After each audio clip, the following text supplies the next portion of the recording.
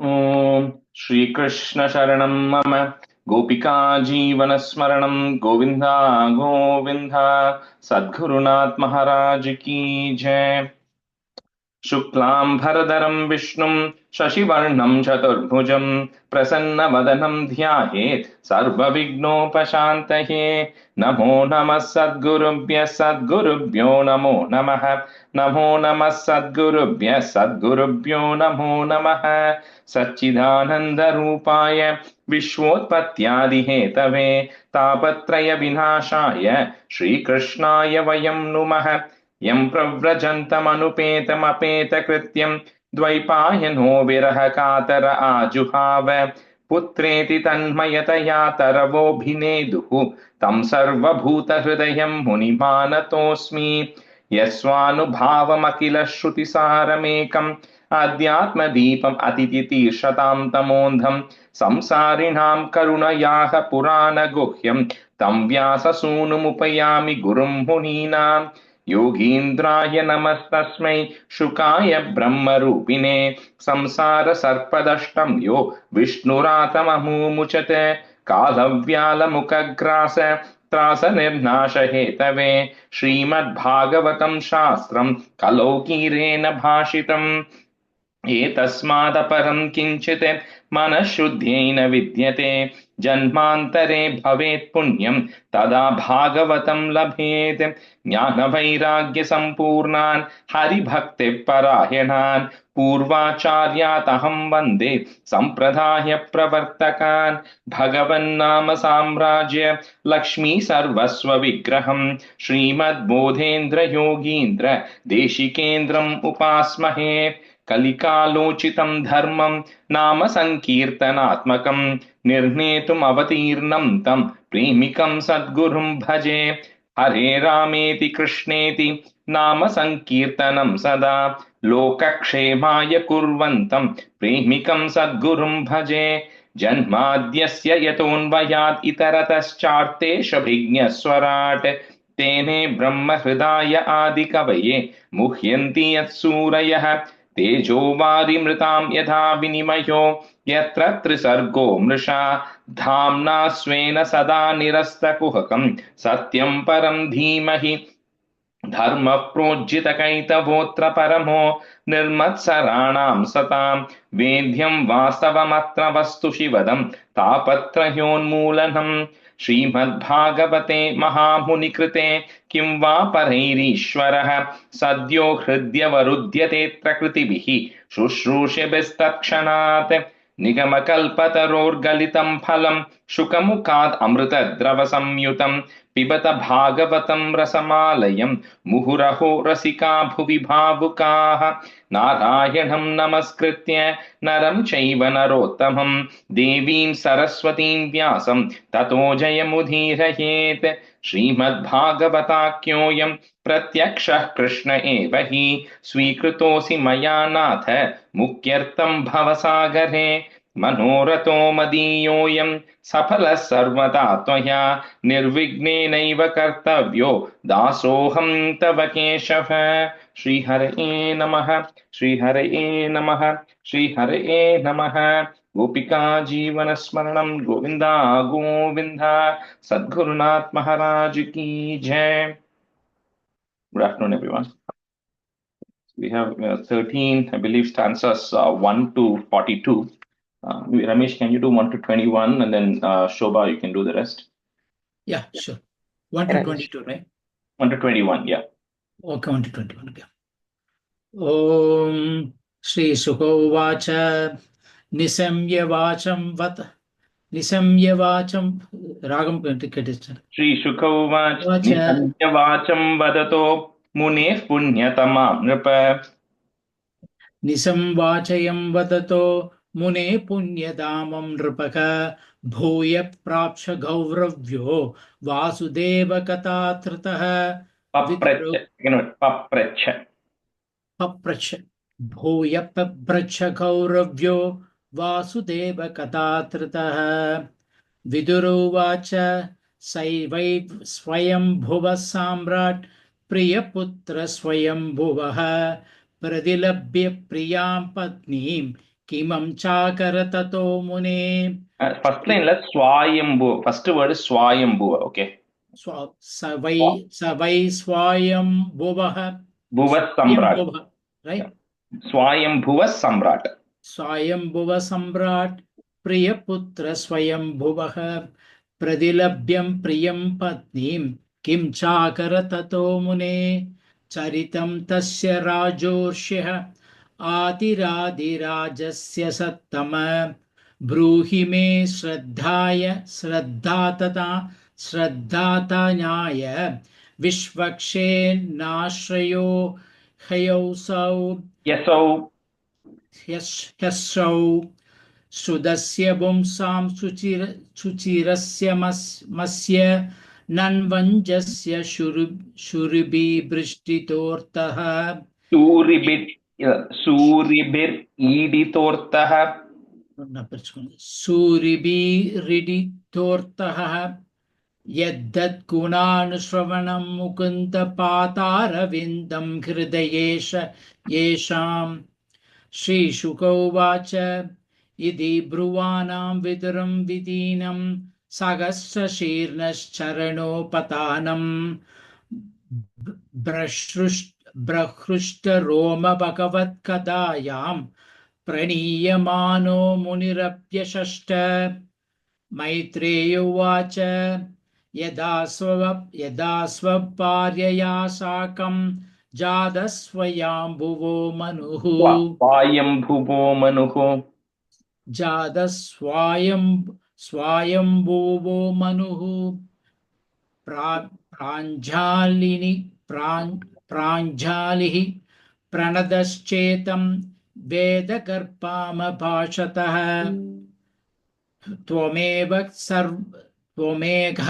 सर्वभूतानां जन्मकृद्वृत्तिदपिता अतापि न प्रजानां ते शुश्रूषा केन वा भवेत् तद्विदेहि नमस्तुभ्यं कर्मष्वीट्यात्मशक्तिषु यत्कृतवेगयशो विश्वक् अमुत्रच्छपवोद्गतिः Gatihi. भवोद्गतिः Bhaved Gatihi. இது விசர்க்கம் இல்லையா Still, you're saying Bhavod on the word, second last word. भवेत् Bhaved भवेत् Gatihi. गतिः ब्रह्मोवाच प्रीतस्तुभ्यमहं तात स्वस्ति स्वतानां क्षिदीश्वर On the word Swasti, second next word, Stadvam. स्वस्ति साध्वां क्षिदीश्वर यन्निर्व्यलीकेन हृता शादिमेध्यात्मनार्पितम् एतावत्यात्मजैर्वीर कार्याह्यपचितिर्गुरौ शक्त्या प्रमदैर्गृह्ययेत शातरं कदमत्सरैः सत्त्वमस्यामपत्यानि शत्रुषान्यात्मनो गुणैः उत्पात्य साशधर्मेण Dharme. Dharme. धर्मेण काम्ययज्ञै पुरुषं यज परं शुश्रूणामह्यं स्यात् प्रजा रक्षया नृपः भगवांस्ते प्रजापर्धुः ऋषिकेशो नुतुष्यति. The first line, Nripaha, you said there's no Visarga there, okay? First line, end matram. Okay. Nripa, just in Nripa, Yeah. okay. Yeah.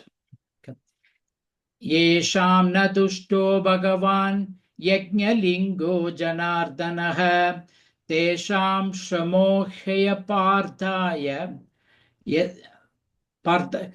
कर्तने यदात्मानाथृदस्वयं मनुरुवाच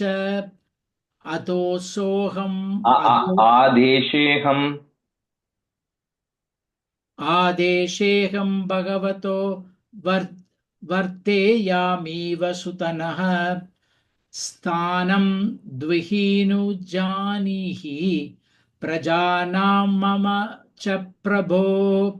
Sudanaha, you said first line, there is no visarga there, just Sudana. One give spell circle. Okay, not put that. Yadogah sarvasatvanam mahimagna mahambashi asya uttarena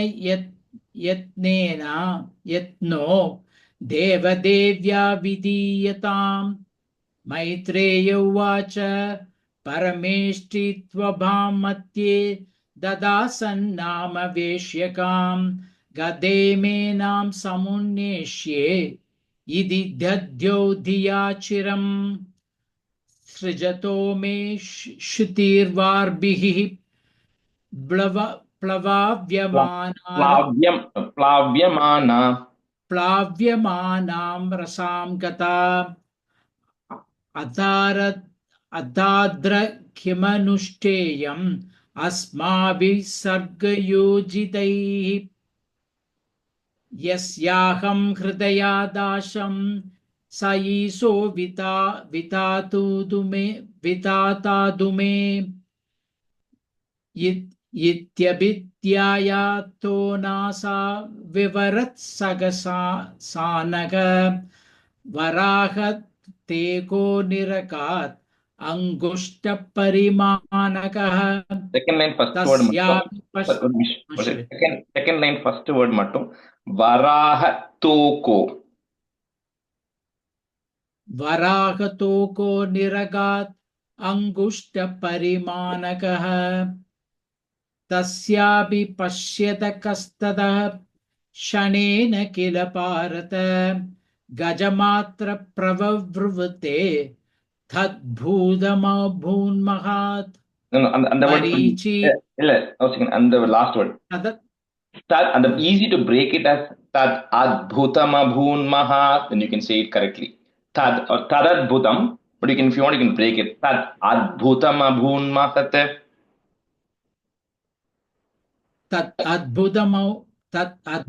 तत् अद्भुतमभून्महत् okay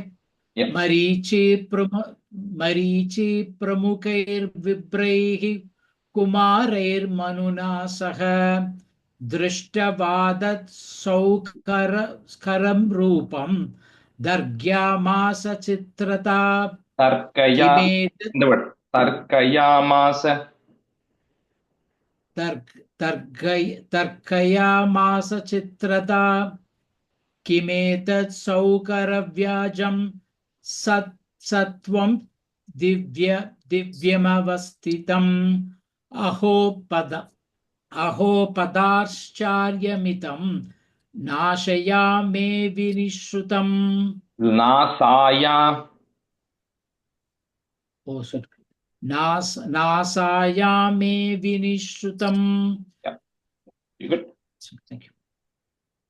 दृष्टोऽङ्गुष्टः शिरो मात्रः क्षणात् गण्डशिलासमः अभिस्विद्भगवानेशः यज्ञो मे केदयन्मनः इदीमीमांस्ततस्तस्य ब्रह्मण सह सूनुभिः भगवान् यज्ञपुरुषो जगर्जागेन्द्रसन्निभः ब्रह्माणं हर्षयामास हरिस्तांश्च द्विजोत्तमान् स्वगर्जितेन ककुपः प्रदिस्व्यनयदा विभुः निशम्यते गर्गरिदं स्वगेदक्षयिष्णुमायाम सुगरस्य जनस्तपः सत्यनिवासिनस्ते त्रिभिः पवित्रैर्मुनयो गृह्णन् स्म.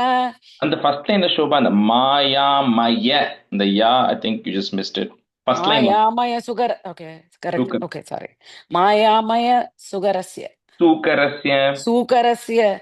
जनस्तपसत्य निवासिनस्ते त्रिभिः पवित्रैर्मुनयो गृह्णन् स्म तेषां सदां वेद विधानमूर्तिः ब्रह्मावतार्यात्मगुणानुवादं विनद्य भूयो विबुधोदयाय गजेन्द्रलीलो जलमाविवेश उज्जिक्त वाल कचर कटोरः सटा विदुन्वन् कररोम सद्वग कुराहत्ताप्र शिददंष्ट ईशाम ईक्षा ईक्षा पुराहताब्रसिददंष्ट ईक्षा ज्योतिर्बभासे भगवान् महीत्रः क्राणेन पृथ्व्याः पदवीं विजिग्रन् क्रोडापदेश स्वयमत्विराङ्गः करालदंष्ट्रोभ्य करालदृग्भ्याम् उद्वीक्ष्य विप्रान् कृणतो विषद्गम्. And the first line, last word mattum, Swayam Advarangah. स्वयमध्वराङ्गः. Yep. स वज्रगूढाङ्ग निपात वेग विभीष sorry स वज्रगूढाङ्ग निपात वेग विशीर्ण कुक्षिः स्तयनन्दु धन्वान् उद्दृष्ट दीर्घोर्भुजैरिवार्तः चुक्रोश यज्ञेश्वर पाहि मेति पुरैः क्षरभ्रैर्धरयस्तदाभः उत्पारपारं त्रबुरुरसायां ददर्श गां तत्र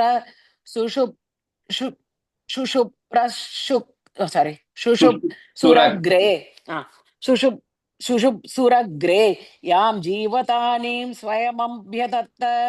First word mattum, just the first line, first word mattum. Kuraihi. First word. Kuraihi. Kuraihi. போட்டிருக்கேன் அதுல நான் மிஸ் பண்ணிருக்கேன் சாரி. स्वदंष्ट्रयो धृद्य महीं निमग्नां स उत्थितः संरुरुचे रसायाः तत्रापि दैत्यं कथया पतन्तं सुनाभिसन्धि पिदति प्रमन्युः जगानरुन्ता नमसह्य विक्रमं सलील एवं मृगराडिवाम्बसि तत्रक्तपङ्गाङ्गितगण्डतुण्डो यदा गजेन्द्रो जगतीं विबिन्दन् तमालनीलं सिददन्तकोट्या क्षमामुच्छिपन्दं गजलीलयाङ्ग प्रज्ञाय बत्ना जलयोनुवागैः विरिञ्जि मुख्य उपतस्तुरीशम्. First line after the comma, first word.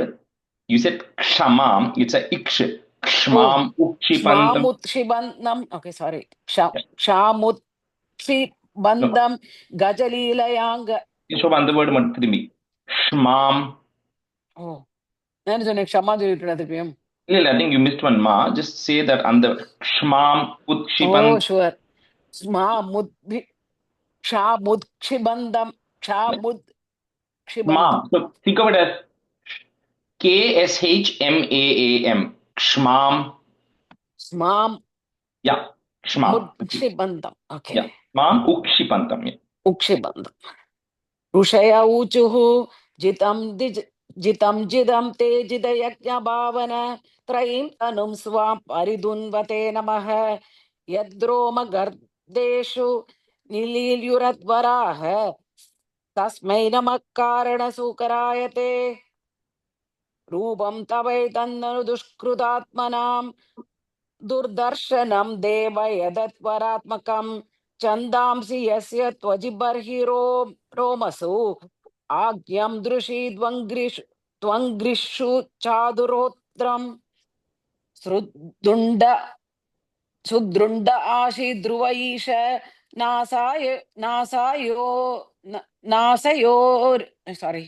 नासयोः इटोदरे samosa Just say it again. Sruktunda asit Sruvaish. Srugdunda asi Druvaish Nasayoho Idodare Chamasa Karnarantre Prashidra Grasena Grihastute Yacharvanam te Bhagavan Nihotram. And you don't have to repeat, just make sure the correction on the Isha Kapra you're pausing. That's why it's not landing for you. You should pause after Nasa Yoho. Okay. Oh. Just make that correction. You don't have to repeat it, but just make it and yeah.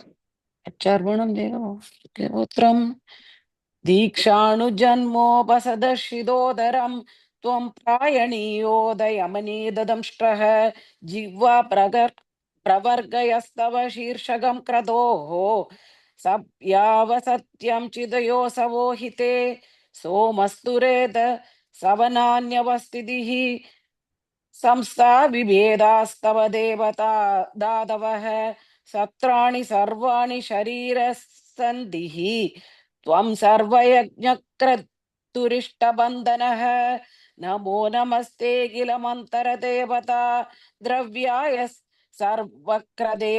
सर्वक्रदवे क्रियात्मने वैराग्य भक्त्या मजयानुभावित ज्ञानाय विद्या गुरवे नमो नमः दंष्ट्राग्रकोट्या भगवंस्त्वया त्रिधा विराजते भूसभूदरा यदा वनाति सरदो तदा कृदा मदङ्गजेन्द्रस्य सपत्रपत्मिनी त्रयीमयं रूपमिदं च सौकरं भूमण्डलेनाद तदा त्रितेन ते चकास्ति शृङ्गोडकनेन भूयसा कुलासने लेन्द्रस्य यतैव विप्रमः संस्थापयेनां जगदां सदस्तुषां लोकाय पत्नीमसि मातरं पिता विदेम चासे नमसा सह त्वया यस्यां तेजोक्नम् इवारणावताः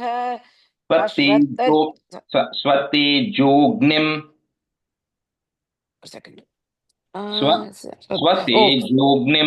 स्वतेजोग्निम् इवारणावताः. Okay. Yeah, I think we stopped at 42, right? I think that's what. ஒன்னு கூட இருக்கு. அப்படியா? Okay. Yeah. கஷ்ரத்ததீதான்யதமஸ்த்வ பிரபோ ரசாம் கதாய புவ உத்விபர்ஹணம் न विस्मये योऽसौ त्वयि विश्वविस्मये यो माययेदं ससृजेति विस्मयम्. Rajesh, I don't have any markings for 42. நான் ஒன்னு எக்ஸ்ட்ரா பண்ணிருக்கேன். Sorry, my bad. Extra point she is doing extra, but we have. No, that's what I write down and keep. That's what I thought. We ended up at 42. That's why I said 21. But okay. Anyway, we'll start from 43 today. Okay, so let me take some time. I think we haven't finished the meaning of 13 yet. So let me finish that meaning of 13 because 14 also has a lot of content. So in the last class, we started talking about the arrival of Varaha, right? That's what we saw from the Nasa of Brahma. And then Varaha takes a giant shape. And then, then everybody does a stuti, right, to that Varaha who's there. So what happens is this Varaha then enters into, we said, the Garbhodaka ocean, right? And we clarified saying the ocean here does not necessarily mean water in the way we think of it, because that Brahmandam, if you think of that entire Brahmandam, which consists of the 14 layers or 14 levels of the Brahmandam, the significant portion at the bottom is called the Garbhodaka ocean. But the ocean is because it's just matter. It's not physical water like we know, but it's just inert matter into which everything gets absorbed, where the Garbhodaka Shayi Vishnu is, and from which everything comes. So that is kind of the definition of that. But the water is very loosely used because there's no other better word to define it. So that's what we saw. And then now, when this Varaha is entering into this area, Garbhodaka Shayi ocean now, the form is of a boar, right? It's a Varaha. But we have to realize here that we cannot say, and this question Parikshit is going to ask a few times later, not necessarily here, but in a few other times he asks, why is he taking the form of a fish, which is such a lowly creature doing Matsya Avataram? But the same logic applies here. For Bhagavan, there's nothing like that is a high creature or this is a low creature, right? Everything is coming from the same source. So there's nothing to say the boar is low or the boar is high or is filthy or it doesn't matter, right? It's serving a certain purpose. And the purpose here, the why it is called as a boar, is if you generally think of what a boar does, it can dig through dirt. It's got those small tusks and it can dig through something and from the bottom of the thing, soil, let's say, remove an object. Right? That is what a boar generally does. A fish cannot do that. An elephant doesn't do that as an example, right? But a boar has the tusk to do it. So when you think of what is happening here, the unmanifested Garbhodaka ocean, which is just matter, where the planet Earth is still not in its position. It is not yet formed after the Naimittika Pralaya. So somebody has to go in and get it back and restore it to a state which is functionable, right? So that's what this incarnation of Vishnu is doing. So that is to kind of little bit of significance there, right? Is kind of a board to kind of dig into the dirt or dig into the unmanifested Garbhodaka ocean and then bringing earth into its position. And then, of course, Bhattadripada also talks about how when this Varaha comes out, the earth is at the tip of the tusk. like a small grass is attached to the tip of the tusk of a boar. Now, the reason it is said that is to say this incarnation of the Lord, it's no size. It doesn't, general physics or things don't matter, right? The size could be anything Bhagavan wants. At the end of the day, the entire Brahmandam has come from one small instance of the Bhagavan, right? So for him, taking a shape of anything and bringing earth to its right position is not a big deal. That's why they're kind of saying that it is held at the tip of the tusk to give an indication that it is a very, very simple task, right? Lifting an earth and putting it in the right spot is not a complicated task. That is a thing. And a lot of people have given, explanation of why it is that tusk is used. Because if you look at an elephant tusk, it is white in color, it is very strong, and it is very pure. So it is symbolizing that strength and purity, right? So that's kind of what. So earth, which is not ready for functioning, is now brought into a functional state where civilization can start happening on earth, because that was the complaint Swayambhu Manu was doing. He's saying, I don't have anything in this Bhuloka plane where I can actually go and create. So this is literally establishing the position of earth in the solar system to be ready for civilization. So anyway, so that Varaha is doing it. In this chapter, there's a very quick mention to say, after you restored earth, you come and get rid of Hiranyaksha, the demon.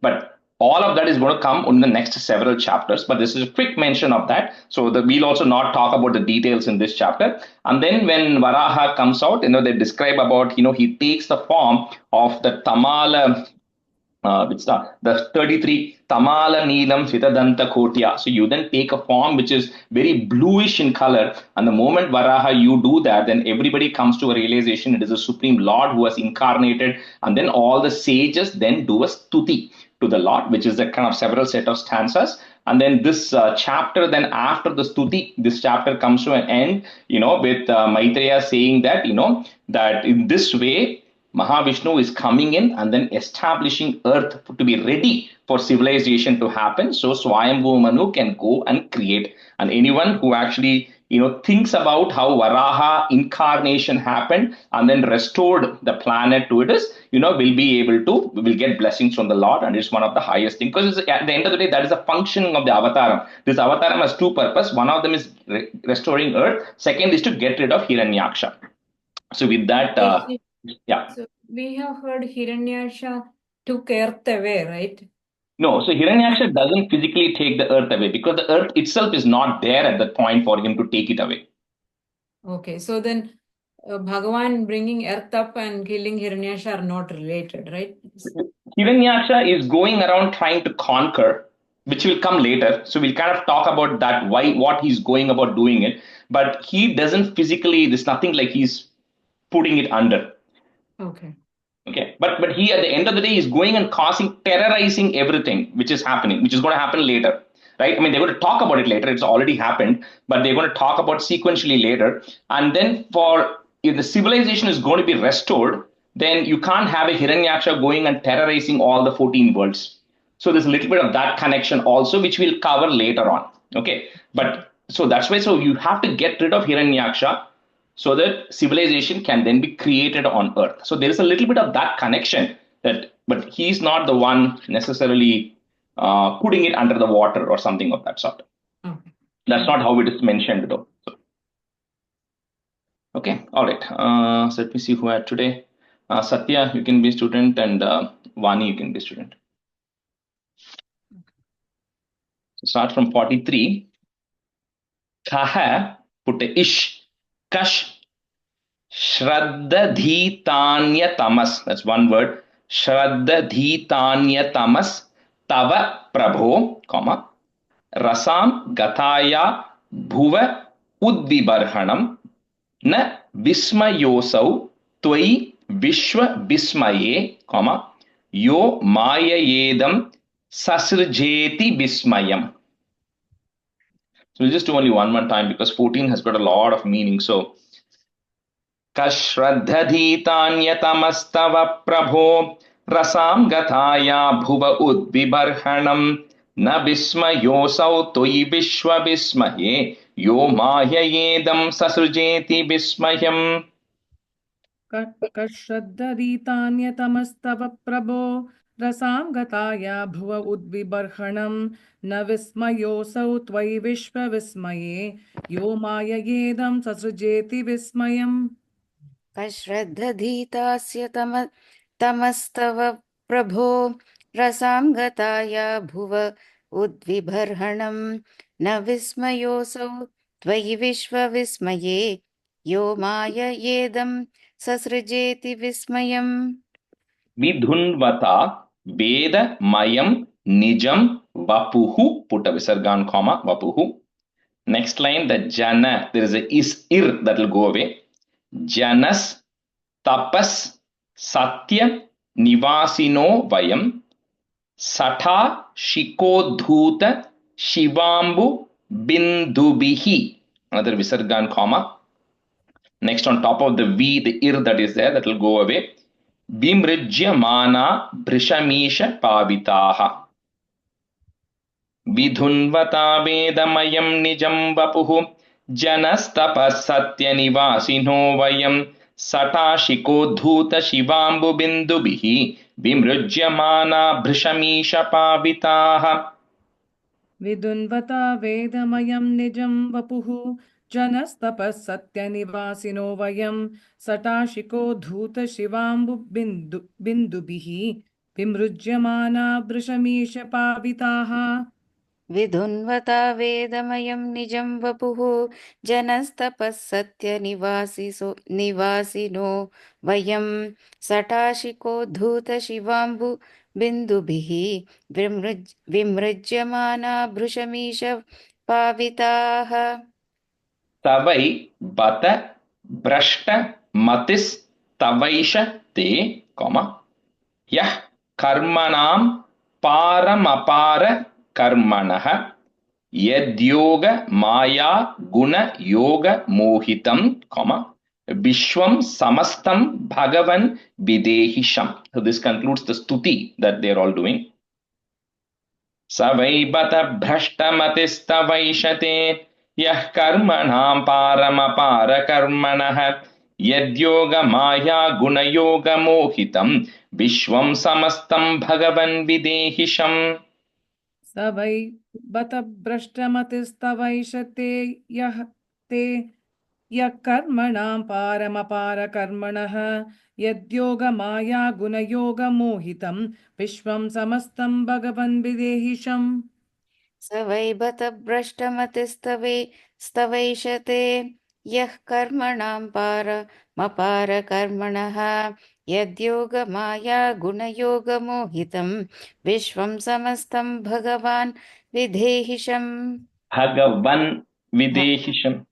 विश्वं समस्तं भगवन् विधेहिशम् Maitreyo vacha Ityupasthiyamanastaihi. That's one word, cannot break it. So Ityupasthiyamanastaihi visarga comma. On top of that mu, if you have a ir, that will go away. Munibhir Brahma Vadibihi Salile Swa Kurakrante. My book had only Kranta, but if you have Kranta, just make it Krante. Swa Kurakrante, comma. Upa Dhatta Vitavanim. Maitreyo vacha Ityupasthiyamanastaih Munibhir Brahmavadibihi Salile Swakhurakrante Upadhatta Vitavanim.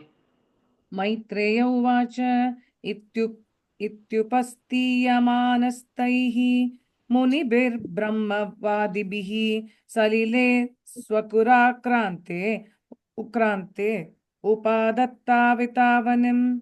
Rajesh, Kranteya. Rather than the Krante, just change it to Krante. You might have Krante. Kranta in some books, Sure. just change it to Krante.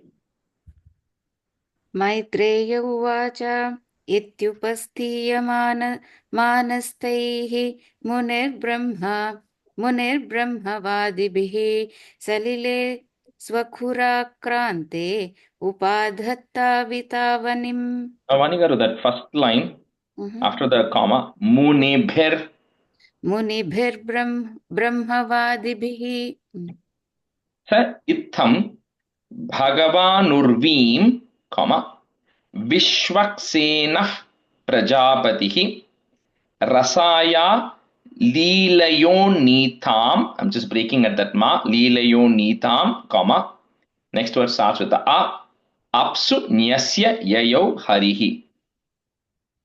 स इत्थं भगवानुर्वीं विश्वक्सेनः प्रजापतिः रसाया लीलयोन्नीताम् अप्सुन्यस्य ययौ हरिः. स इत्थं भगवानुर्वीं विश्वक्सेनः प्रजापतिः रसाया लीलयोनीताम् अप्सुन्यस्य ययौ हरिः. स इत्थं भगवानूर्वीं विश्वक्सेनः प्रजापतिः रसाया लीलयोन्नीताम् अप्सुन्यस्य ययौ हरिः. That urvim is a short u, okay, in the first line. Bhagavan urvim. भगवानुर्वीं. Yeah. Evametam hari medaso harehe, comma. Katham subhadram kathaniya mayinah Shrunvita bhaktya shravayeta voshatim, comma. Janardhanosyashu hridi prasidati. So one who listens to this with intent devotion and talks about it, Janardhana, his heart will be pleased. He'll be very happy with it. Yahevametam harimedhaso harehe katham subhadram kataniyamayilah Shrinvita bhaktya shravayeta voshatim Janardhanosyashu hridi prasidati. ये एवमेतां हरिमेधसो हरेः कथां सुभद्रां कथनीयमायिनः शृण्वीत भक्त्या श्रवयेत वोषतीं जनार्दनोऽस्याशु हृदि प्रसीदति. And the first and the Satya first line Hari Medhaso. I heard some other word, that word. ये एवमेतां हरिमेधसो. Yeah. I think you said sau by mistake or something. Anyway, Medhaso is correct. य एवमेतां हरिमेधसो हरेः कथां सुभद्रां कथनीयमायिनः शृण्वीत भक्त्या श्रवयेत वोषतीं जनार्दनोऽस्याशु हृदि प्रसीदति. Prasidati, short e. Yeah. Tasmin prasanne sakalashisham prabhau, comma, kim durlabham tabiralam lavatmabihi ananya drishtya bhajatam guhashayah, comma, swayam vidhatte swagatim parah param. Tasmin prasanne sakalashishaam prabhau kim durlabham tabiralam lavatmabihi ananya drishtya bhajatam guhashayah swayam vidhatte swagatim parah param. तस्मिन् प्रसन्ने सकलाशिषां प्रभौ किं दुर्लभं ताभिरलं लवात्मभिः अनन्यदृष्ट्या भजतां गुहाशयः स्वयं विदत्ते स्वगतिं परः पराम्. तस्मिन् प्रसन्ने सकलाशिषां प्रभौ किं दुर्लभं ताभिरलं लवात्मभिः अनन्य दृष्ट्वा भजतां गुहाशयः स्वयं विधत्ते स्वगतिं परः पराम्. को नाम लोके पुरुषार्थ सार विद put a plus pura kathanam bhagavat katha sudham apiya karnanjalibhir bhavapaham. So that ma I'm breaking, put a im, comma. Next word starts with the a. Aho virajyeta vina naretaram. So Maitreya just wrapping that, who is even there in this world who is a human who wants to finally get to the ultimate goal of human life, not be satisfied or happy hearing about the incarnations of the Lord. So with that he completes this. Ko nama loke purushartha saravit pura kathanam bhagavat katha sudam apiya karnanjalibhir bhavapaham aho virajyeta vinanaretaram. को नाम लोके पुरुषार्थ को नाम लोके लोके pause, right? Yeah, and that whole line there's no pause. No pause, okay. को नाम लोके पुरुषार्थ सारवित् पुरा कथानाम. Yeah, that saravit is the halfway point. Oh, the halfway. Okay.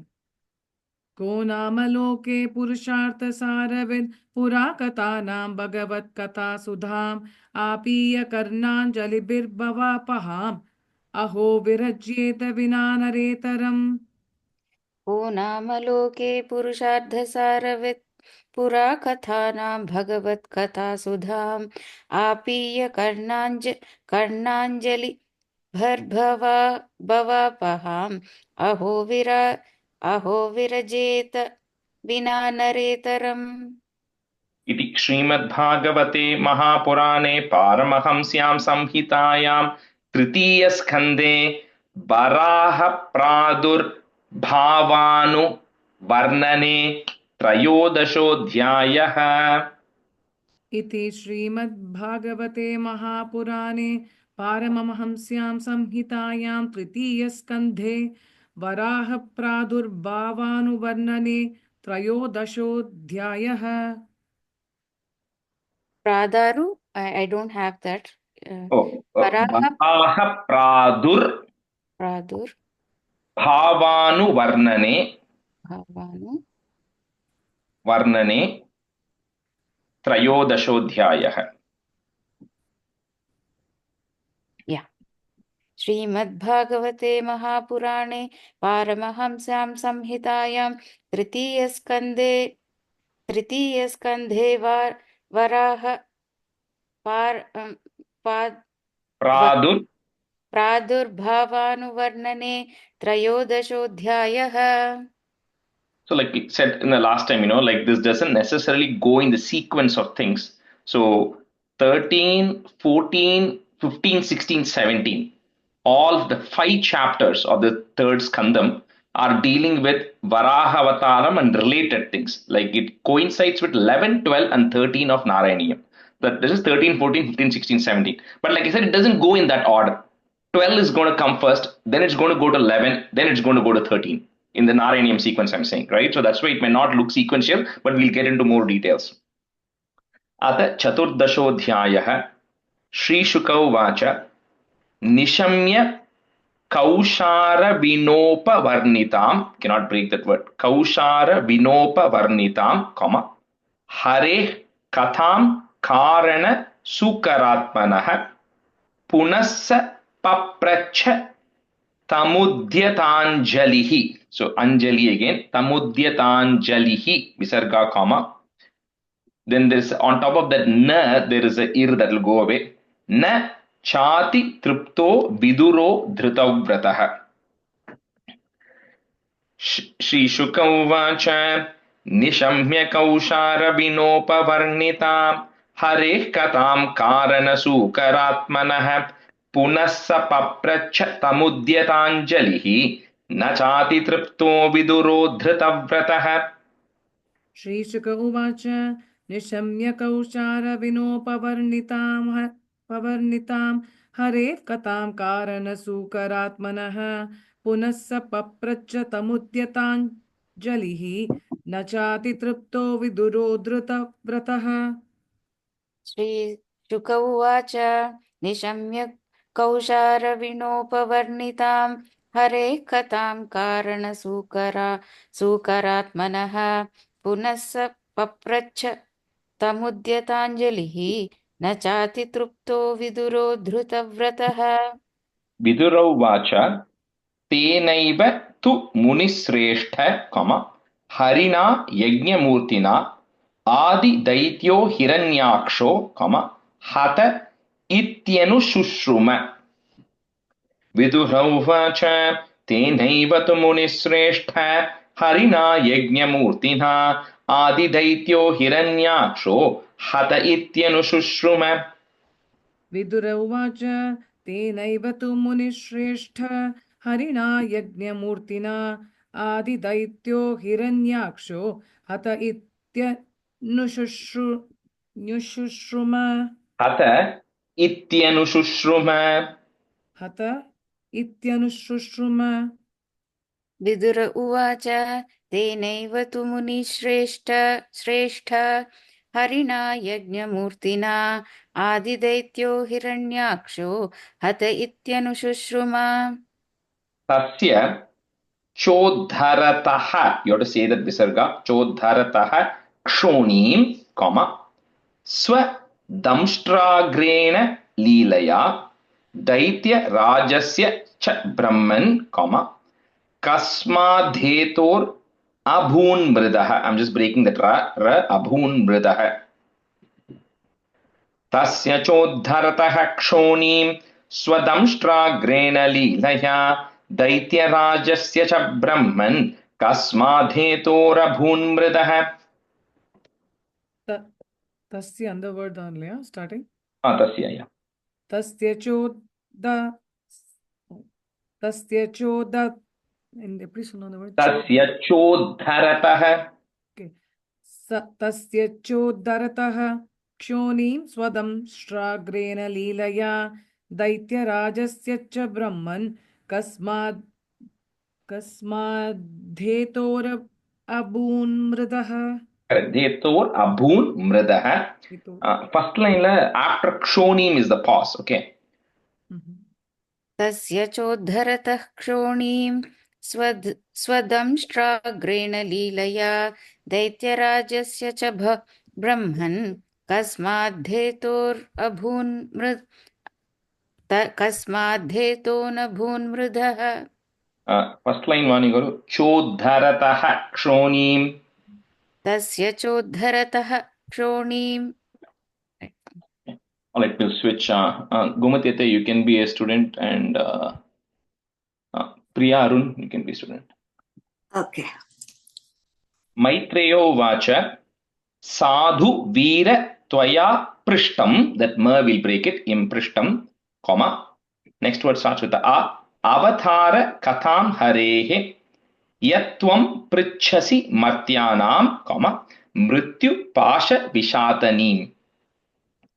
Maitreyo vacha sadhuveera tvaya prishtam avatara katham harehe yatvam prichhasi martyanam mrityupasha vishatanim.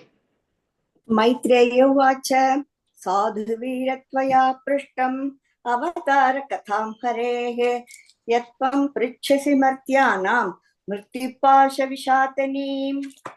Maitreyo vacha sadhuveeratvaya prishtam avatara katam harehe yatvam prichhasi matyanam mrityupasha vishatanim.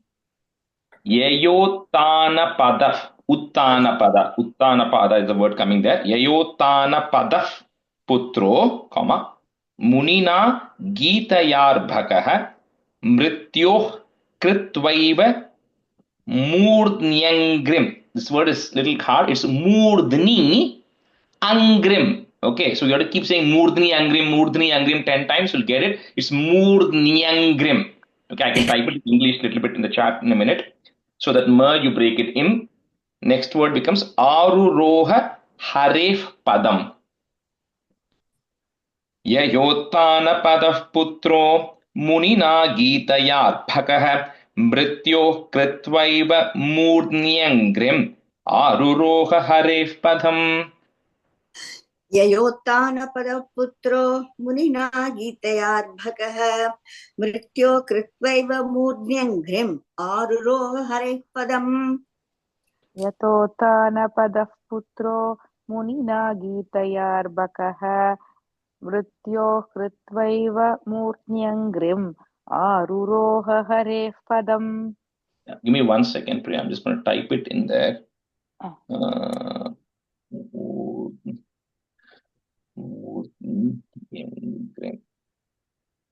Okay, I just typed it in English for anyone who wants that break. Rajesh, the Maitreya Vacha Munadi, Nadal Undur Slokam, it is given in bracket. It is not, we have not learned it. You know any reason? I don't see it. What is there? Shraddaya Naya Bhaktaya Bruhi Tajmana Vistaram Rushena Tripyanti Manaha Param Kaudulaham Kime. Okay, I don't have it. Can you just paste it in the WhatsApp group? I'll follow up and tell you. Yeah. What? Okay, I don't have it in my book, by the way. So Tamil irukku, but it is given in bracket. I mean, it's not like a regular chapter. It is actually after the 3. It is okay, given, and it's just given in a specific bracket. Like I okay, don't know why we need it there. Yeah. okay. I'll check that. अथात्रापीति हासोयम इतिहासोयम word there अथात्रापीति हासोयम comma श्रुतो मे वर्णितः पुरा ब्रह्मणा देव देवेन comma देवानाम अनुपृच्छताम. You can break it that much if you want. अथात्रापीति हासोयम श्रुतो मे वर्णितः पुरा ब्रह्मणा देव देवेन देवानाम अनुपृच्छताम. अथात्रापितिहासोऽयं श्रुतो मे वर्णितः पुरा ब्रह्मणा देवदेवेन देवानामनुपृच्छताम्. अथात्रापितिहासोऽयं श्रुतो मे वर्णितः पुरा ब्रह्मणा देवदेवेन देवानामनुपृच्छताम्. And the trapiti, and the P is a long E, okay, there. This P.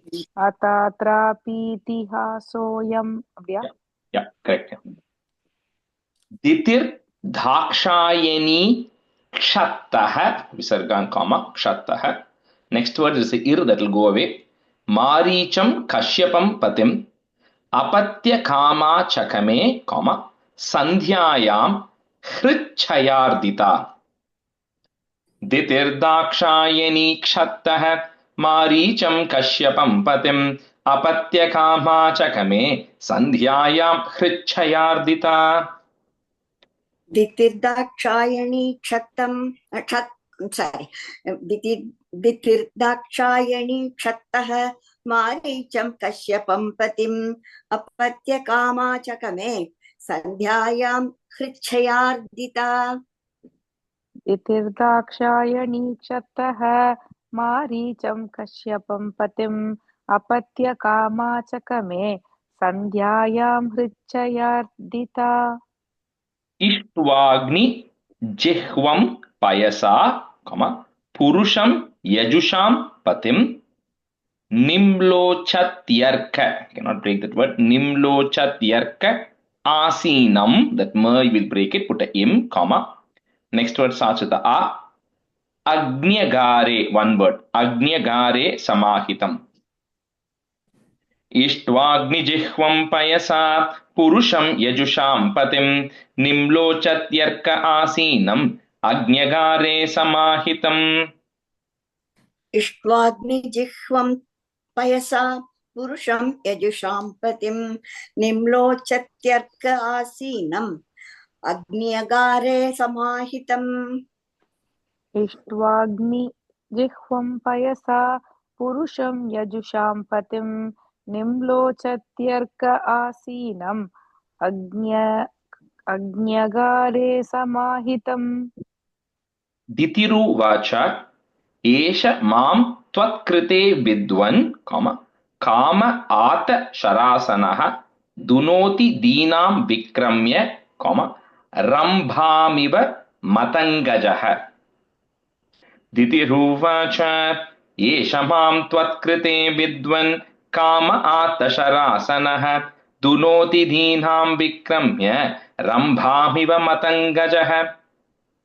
दितिरुवाच एष मां त्वत्कृते विद्वन् काम आतशरासनः दुनोति दीनां विक्रम्य रम्भाम् इव मतङ्गजः. धृतिरुवाच एष मां दितिरुवाच एष मां त्वत्कृते विद्वन् काम आतशरासनः दुनोति दीनां विक्रम्य रम्भामिव मदङ्गजः. तद्भवान् दह्यमानायां स पत्नीनां समृद्धिभिः प्रजावतीनां भद्रं ते मय्यायुङ्क्तां, I'm going to break it that मय्यायुङ्क्तां अनुग्रहम्. तद्भवान् दह्यमानायां सपत्नीनां समृद्धिभिः प्रजावतीनां भद्रं ते मय्यायुङ्क्ताम् अनुग्रहम्. तद्भवान् दह्यमानायां सपत्नीनां समृद्धिभिः प्रजावतीनां भद्रं ते मय्या युक्तामनुग्रहम् तद्भवान् दह्यमानायां सपत्नीनां समृद्धिभिः प्रजावतीनां भद्रं ते मय्या युक्तामनुग्रहम् भर्तर्याप्तोरुमानानां, one word, भर्तर्याप्तोरुमानानां, comma, लोकानाविशते यशः पतिर्भवद् विधो यासां, comma, प्रजया ननु जायते. भर्तर्याप्तोरुमानानां लोकानाविशते यशः पतिर्भवद्विधो यासां प्रजया ननु जायते. भर्तर्याप्तोरुमानानां लोकानाविशते यशः पतिर्भवद्विधो यासां प्रजया ननुजायते. भर्तर्याप्तोरुमानानां लोकानाविशते यशः पतिर्भवद्विधो यासां प्रजया ननु जायते. पुरा पिता नो भगवान्, comma, दक्षो दुहितृ वत्सलः कं वृणीत वरं वत्साः, because we're going to put a comma there, you add a visarga, vatsaha, इत्यपृच्छत नः पृथक्. पुरा पिता नो भगवान् दक्षो दुहितृवत्सलः कं वृणीत वरं वत्साः इत्यपृच्छत नः पृथक्. पुरा पिता नो भगवान् दक्षो दुहितृवत्सलः कं वृणीत वरं वत्साः इत्यपृच्छत नः पृथक्. पुरा पिता नो भगवान् दक्षो दुहितृवत्सलः कं वृणीत वरं वत्साः इत्यपृच्छत नः पृथक्. Sir, विदित्वात्म, one word, विदित्वात्म जानाम्नो, comma, भावं संतान भावनः त्रयोदशा ददात् तासां. So that word is one word, त्रयोदशा ददात् तासां, comma, यास्ते शीलमनुव्रताः. स विदित्वात्मजानाम्नो भावं संतान भावनः त्रयोदशा दधात् तासां यास्ते शीलमनुव्रताः. स विदित्वात्मजानाम्नो स विदित्वात्मजानानां विदित्वात्मजानाम्नो स विदित्वात्मजानाम्नो भावं संतान भावनः त्रयोदशा ददात् तासां यास्ते शीलमनुव्रताः. स विदित्वात्मजानाम्नो भावं संतान भावनः त्रयोदशा ददात् तासां यास्ते शीलमनुव्रताः. अथ मे कुरु कल्याण, कामं कंज विलोचन आर्तोपसर्पणम, one word, आर्तोपसर्पणम Bhuman, but have a double n in Sanskrit, but in Bhuman, comma, next word starts with a अमोघम हि महीयसि, short e. अथ मे कुरु कल्याण कामं कंज विलोचन आर्तोपसर्पणम भूमन अमोघम हि महीयसि. अथ मे कुरु कल्याण कामं कंज विलोचन आर्तोपसर्पणं भूमन् अमोघं हि महीयसि. अथ मे गुरु कल्याण कामं कंज विलोचन आर्तोपसर्पणं भूमन् अमोघं हि महीयसि. महीयसि, short e. Sorry, महीयसि. इति ராஜேஷ் பூமன்ல ரெண்டு ந இருக்கு. அதான் அது because we are breaking it, right? So it becomes bhuman, and the bhuman and amogam, two words, because in and na are coming, it becomes a double na. So because we are breaking it at that point, it becomes a in and a a.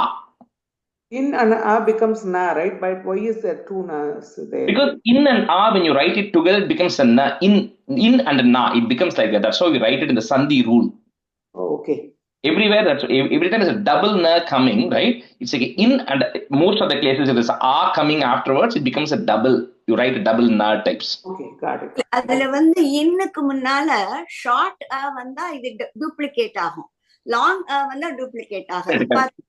பகவான் ஆசீத், பகவன் அப்படிங்கும் போது அப்ப ரெண்டு இன்னு போடும். Okay, got it. Thank you. Yeah, அந்த difference இருக்கும். Yeah, thanks Sati. इति तां वीर मारीचः कृपणां बहु भाषिणीं प्रत्याहानुनयन, one word, प्रत्याहानुनयन वाचा प्रवृद्धानंग कश्मलाम्. इति तां वीर मारीचः कृपणां बहु भाषिणीं प्रत्याहानुनयन वाचा प्रवृद्धानंग कश्मलाम्. इति तां वीरमारीचः कृपणां बहुभाषिणीं प्रत्याहानुनयन् वाचा प्रवृद्धानङ्गकश्मलाम्. इति तां वीरमारीचः कृपणां बहुभाषिणीं प्रत्याहानुनयन् वाचा प्रवृद्धानङ्गकश्मलाम्. एष तेहं विधास्यामि प्रियं भीरु यदिच्छसि शॉर्ट ई तस्याः कामं नकः कुर्यात् इत् सिद्धिस् त्रैवर्गिकी यतः. एष तेहं विधास्यामि प्रियं भीरु यदिच्छसि तस्याः कामं नकः कुर्यात् सिद्धिस् त्रैवर्गिकी यतः. एष तेहं विधास्यामि प्रियं भीरु यदिच्छसि तस्या कामं न कुर्यात् सिद्धिस्त्रैवर्गिकी यतः. एष देहं विधास्यामि प्रियं भीरु यदिच्छसि तस्याः कामं न कुर्यात् सिद्धिस्त्रैवर्गिकी यतः. सर्वाश्रमान् उपादाय, or you can say it together, सर्वाश्रमान् उपादाय, स्वाश्रमेन कलत्रवान् व्यसनार्णवम्, I'm just breaking at that, व्यसनार्णवम् अत्येति, जलयानैर् यथार्णवम्. सर्वाश्रमान् उपादाय स्वाश्रमेन कलत्रवान् व्यसनार्णवमत्येति जलयानैर् यथार्णवम्. सर्वाश्रमानुपादाय स्वाश्रमेण कलत्रवान् व्यसनार्णवमत्येति जलयानैर्यथार्णवम्. सर्वाश्रमान् उपादाय स्वाश्रमेण कलत्रवान् व्यसनार्णवमत्येति जलयानैर्यथार्णवम्. We'll stop, switch here. Another 16 minutes, we'll do one more batch, and then next 10 minutes, I'll tell you the meaning up to this point. Okay. Okay. So, Srividya, Sriram, you can be student, and Sundari, you can be student.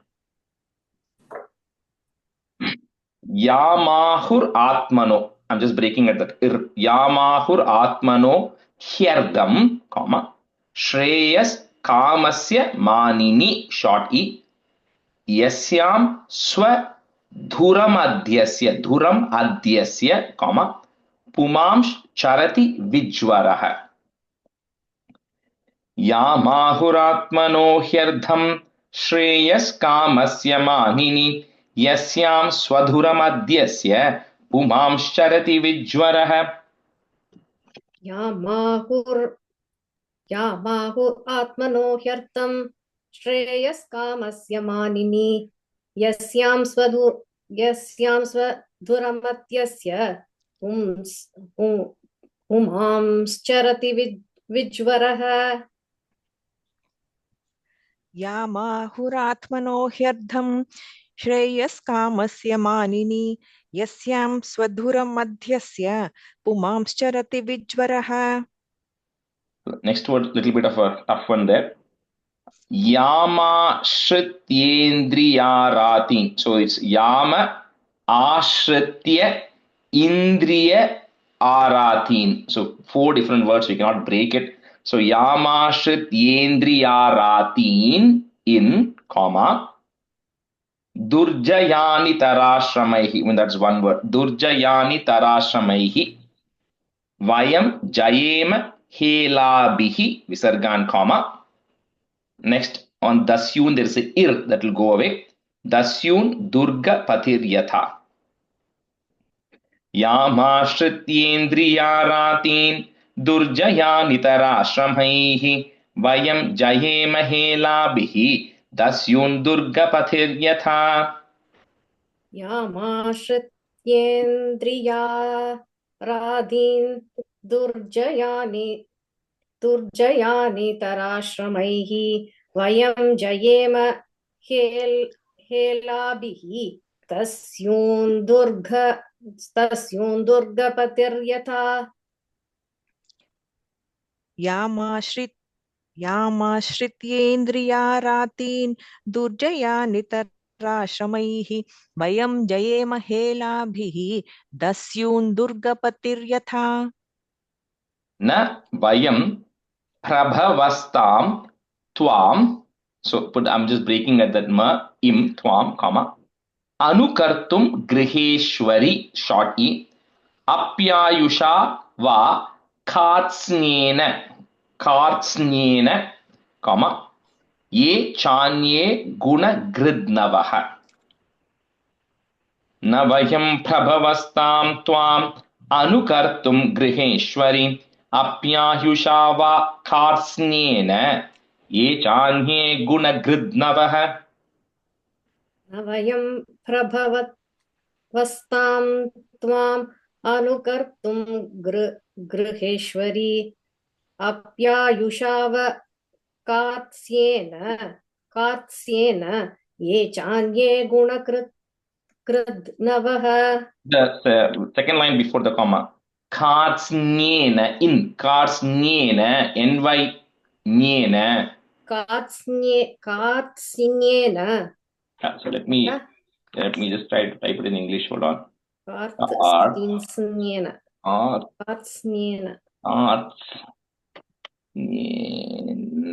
Okay, I just typed it in English. It's like the it and is will come and then the in comes. So kartsnyena.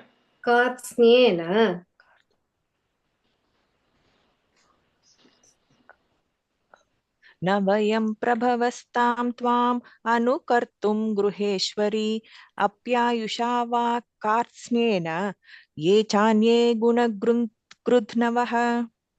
अथापि कामम् एतं ते, प्रजात्यै करवाण्यलं यथा मां नातिवोचन्ति, one word, मुहूर्तं प्रतिपालय.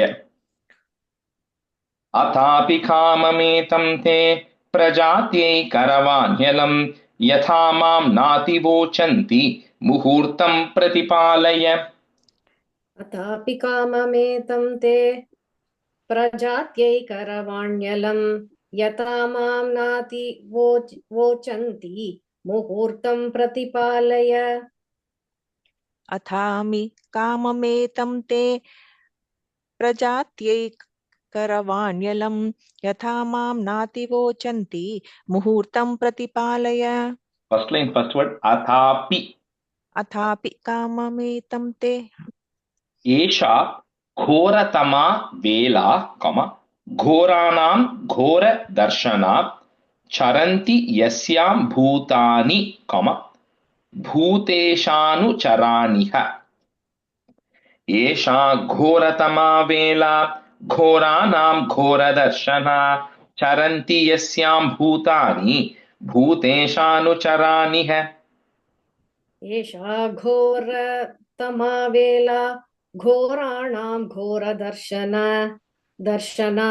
चरन्ति यस्यां भूतानि भूतेशानुचराणि च. एषा घोरतमा वेला घोराणां घोरदर्शना चरन्ति यस्यां भूतानि भूतेशानुचराणिह. एतस्यां साध्वी संध्यायां, भगवान् भूतभावनः Parito bhuta parshadbihi. Visarga comma parshadbihi. Next on top of the vr there is a ir that will go away. Vrishenatati bhutarat. एतस्यां साध्विसन्ध्यायां भगवान् भूतभावनः परीतो भूतपर्षद्भिः वृषेणाटति भूतराट्. Rajesh, the first word enna solunga thirupi? एतस्यां. Etasyam dane? Yeah. Oh, okay. Thank you. And the second line, first word is parito or parito? Parito, long E. Okay, thank you. एतस्यां सात्विसन्ध्यायां भगवान् भूतभावनः परीतो भूतपर्षद्भिः वृषेणाढति भूतराट्. वृषेणाटति भूतराट्. एतस्यां साध्विसन्ध्यायां भगवान् भूतभावनः परीतो भूतपर्षद्भिः वृषेणाटति भूतराट्. श्मशान चक्रानिल धूलि धूम्र, half point, put a plus.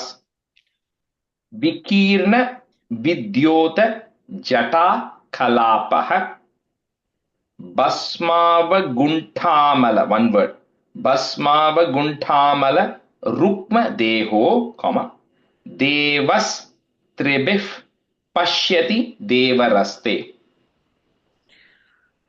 श्मशान चक्रानिल धूलि धूम्र विकीर्ण विद्योत जटा कलापः भस्मावगुण्ठामल रुक्म देहो देवस्त्रिभिः पश्यति देवरस्ते. Rajesh ji, Smashana Chakra Nila or Nrila? I have a Nrila there. No, ni anila. So chakra nila. Okay, thank you, Rajesh. And the second line, Bhasmava Kuntamala or Guntamala. Is it? Gu. Ga. Gu? Ga. Okay, I have it as Ku. Okay. Okay. Ga. Guntam. Thank you. श्मशानचक्रानिल धूलि विकीर्ण विद्योत जटाकलाभः भस्मावकुण्ठामल रुक्मते देहो देवस्त्रिभिः पश्यति देवरस्ते. Describing Lord Shiva here. We'll see the description later, but yeah. श्मशान चक्रानिल धूलि धूम्र विकीर्ण विद्योत जटा कलापः भस्मावगुण्ठामल रुक्म देहो देवस्त्रिभिः पश्यति देवरस्ते. न यस्य लोके स्वजनः परो वा, कॉमा, नात्यादृतो नोत कश्चिद् विगर्ह्यः वयं व्रतैर्यच् charanapaviddham, that ma, we're going to break it, charanapaviddham, comma, next word will start with the a, ashasmahejam bata bhukta bhogam. Na yasya loke swajanah paro va natyadrito nota kaschid vigarhyah vayam vratairya charanapaviddham ashasmahejam bata bhukta bhogam. न यस्य लोके स्वजनः परो वा नात्यादृतो नोत कश्चित्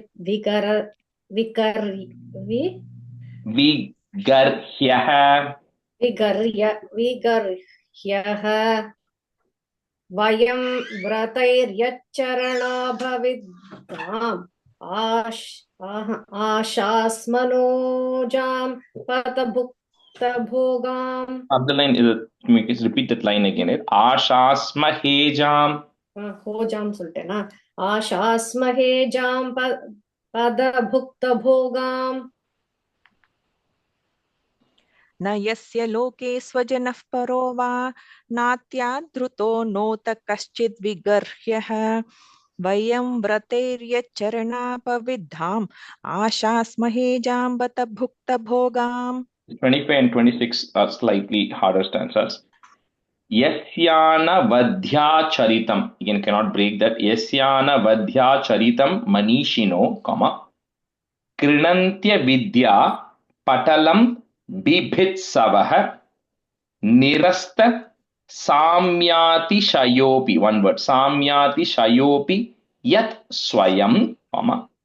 Pishacha charyam acharad. I'm just breaking that ma. Acharad gatis tatham.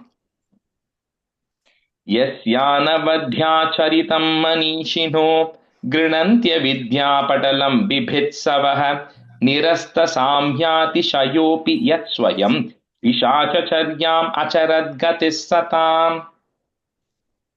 यस्यानवत्याचरितं मनीषिणो गृह्णन्त्य विद्यापटलं बिभित्सवः निरस्तसाम्यातिशयोऽपि यत् स्वयं पिशाचचर्यात्मचरत् गतिः सताम्.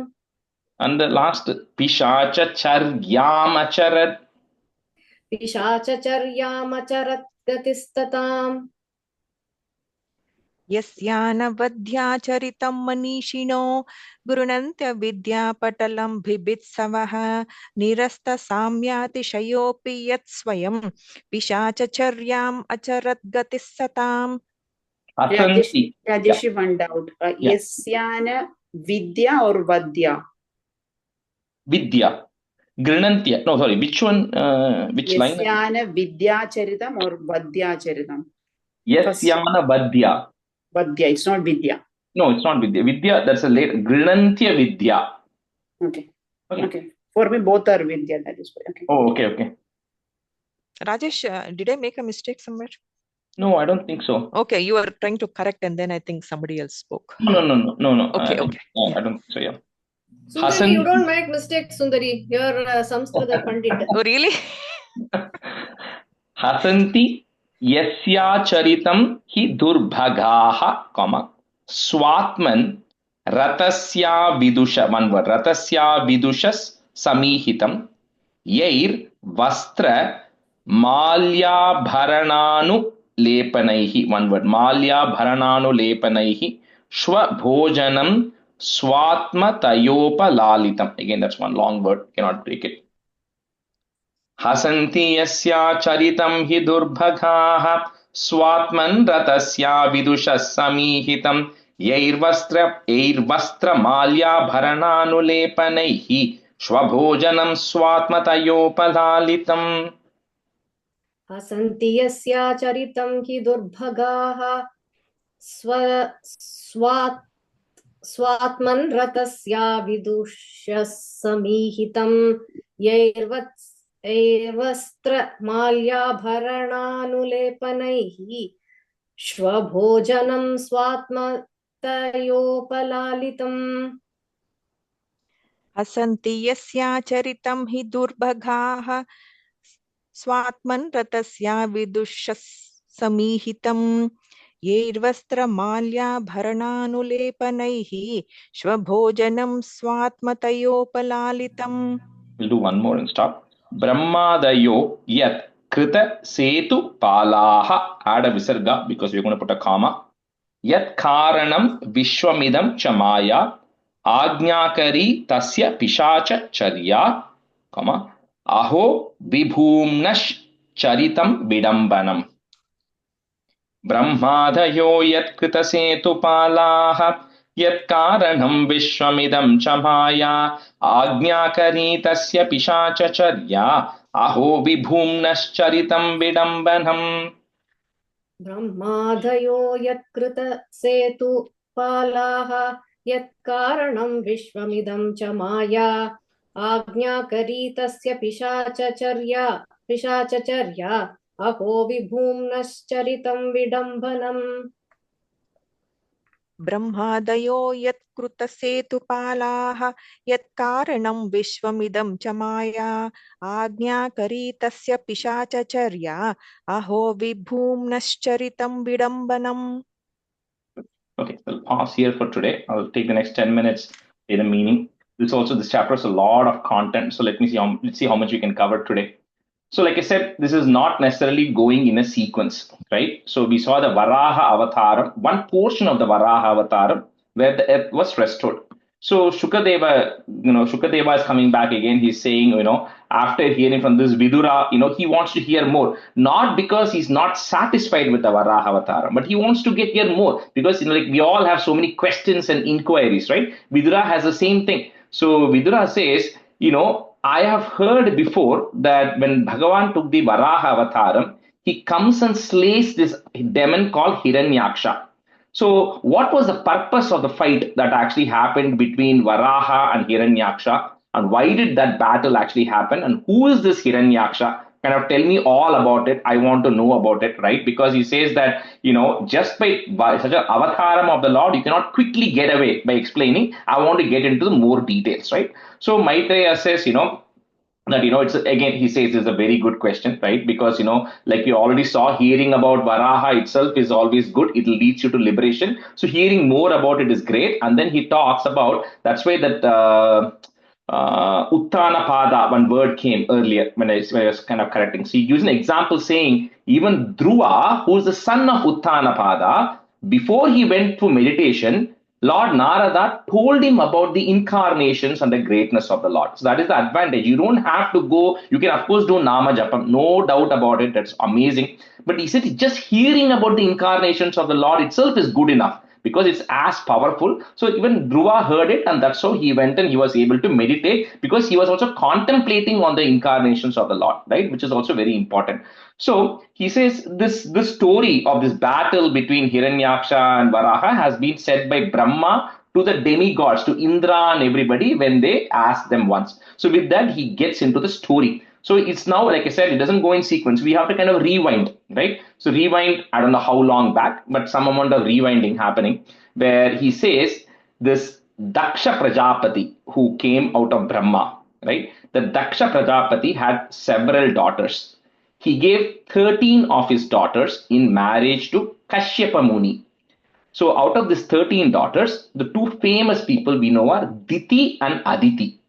They're all sisters, 13 girls he married to Kashyapa Muni because Daksha is a Prajapati, so he has to increase the population. So he gets all his daughters married to these Kashyapa and everybody else and says, your goal is to increase the population everywhere along the world.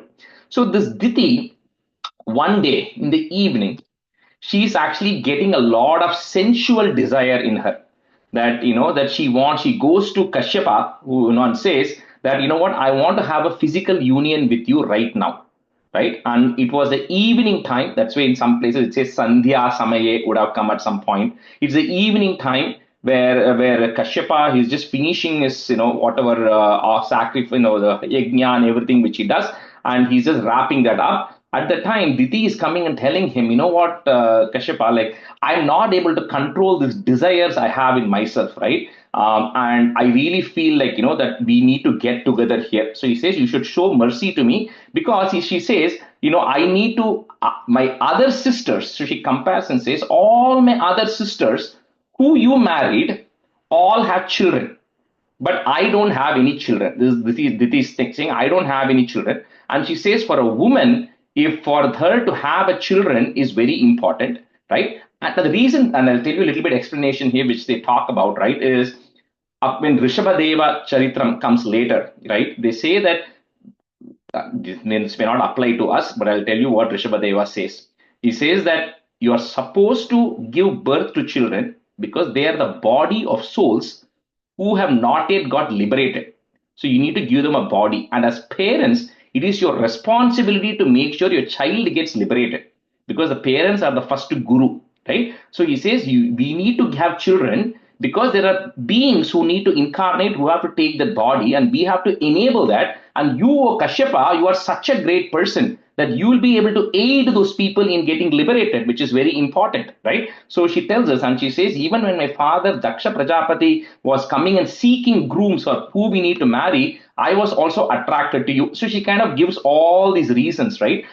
Saying that, I've done my duty. And she says, you are such a great person that when somebody really is coming with a problem and should address, you as a great person should not let it go to vain. Right? You should always address it. So essentially, she's convincing, saying that, first of all, I have sensual feelings. So I need you to help me out with it. My sisters don't have kids, so I feel incomplete. So I need to have kids. As a Prajapati, it is your responsibility to grow the population. So you need to anyway have kids with me. And when I'm in distress right now, so you have to come and help me out. So this is the thing that Diti comes and approaches Kashyapa, right? She builds the case here. So Kashyapa says, there's a section here from one portion where it says Kashyapa Vacha, where he praises the wives, right? He says how important a wife is to anybody, right? He's praising this as a wife because he's telling to his wife, both of them are equal. So he says, as a wife, he says, you are such an important part of my liberation journey also, because both husband and wife have to do things in this spiritual journey together. Because if you go in the opposite directions, then there is going to be, you won't be helping each other, right? So Kashyapa says, when I am going and doing all this yajnas and fire sacrifices, I need help.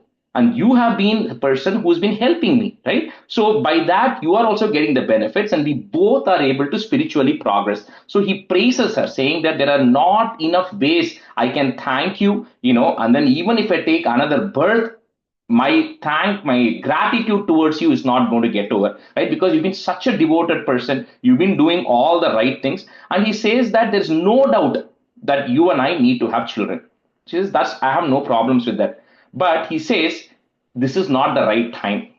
He says, this is Pradosha Kalam. This is the evening time right now, right? And there is 1 or 2 muhurtams still left. One muhurtam is 48 minutes. So he says 1 or 2 muhurtams still left for that Pradosha Kalam to get over. And that Pradosha Kalam, in that Sandhya Samayam, you're supposed to be worshipping Lord Shiva, right? Because that is the time that Lord Shiva is going to be out there, and he's going to be followed by all these Bhuta Ganas. And the reason all these Bhuta Ganas follow Shiva also is because he is a person who's so, he's so open to giving liberation to people that even the Bhuta Ganas, even the people who are Pretas and Pishachas and the ghosts, they can get liberated. So Shiva is always is welcoming, right, to all of these people. But this is the time that he's going to be going, and that's why the description comes of Shmashana thing is coming, saying that, his body is, this color, he's going to be covered with ashes, he's going to have a matted look. And he says,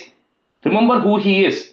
He's my brother-in-law. That's what Kashyapa says, because Aditi, Diti's sister, is Sati, who Daksha then gives in marriage to Shiva. So she says, Shiva is my brother-in-law, which is like a brother, right? And he says, although he's my brother, the thing with Shiva is, for him, relationships are nothing, because he's beyond all these relationships, right? So he's not going to care that I am his brother or you are his sister-in-law and all of those things. This is not an appropriate time for us to actually get together, to do this. So you please wait. Right. And then he talks about, the greatness of Shiva for a few stanzas, saying that, nobody in this world has got greater control over, their senses and all of this than Shiva, because he's the greatest of yogi who's got the greatest of thing. And although he's as equivalent to Brahma and Vishnu, he might just appear like a person who's wandering in a crematorium, but don't underestimate him.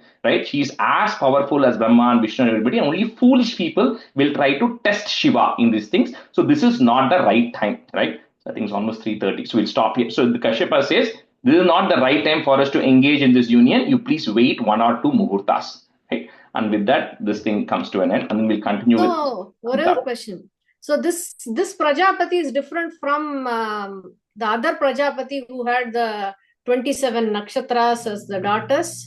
Daksha had lot of children, okay, and Daksha ke 2 birth irukku, which is going to come. Second time he's going to be born to the Prachetas later. Okay. So this is like we are talking. So we'll not go in a sequence. This is the first Daksha coming out of Brahma. Okay. Adla the marriage to Kashyapa and Shiva, everything is happening. Then of course the whole altercation with Shiva is going to happen, right? Where Daksha is going to get beheaded. Then that Daksha is going to be later born as the son of Prachetas. Okay. And at that time, he's going to have like 16,000 boys and some 60 girls he's going to have that to really grow the population. That's going to come later. Narada will send them all to liberation, and Daksha will curse Narada and all that. That will come later. But this is like the first round of it going on. Okay. Rajesh, You said Kashyapa Uvaja, right? Did we have that somewhere? I don't have it in my book. Did we have it in between? Yeah. I thought it came. It comes later. Oh, 37 is coming. Kashyapa Uvacha. Oh, okay. So I did go a little forward in my explanation. So I think I did until 40 maybe, because Ditiru Vacha is coming later. Vadam Bhagavata Sakshat. So I think we probably did until then. Okay. Thank you. Shri Hare Namaha, Shri Hare Namaha, Shri Hare Namaha. Gopika Jivana Smaranam Govinda Govinda. Sadgurunath Maharaj Ki Jai. कायेन वाचा मनसेन्द्रियैर्वा बुद्ध्यात्मना वा प्रकृते स्वभावात् करोमि यत् सकलं परस्मै नारायणायेति समर्पयामि. Thank you, Rajesh. Thank you so much, Rajesh. Thanks a lot. Rajesh. Rajesh.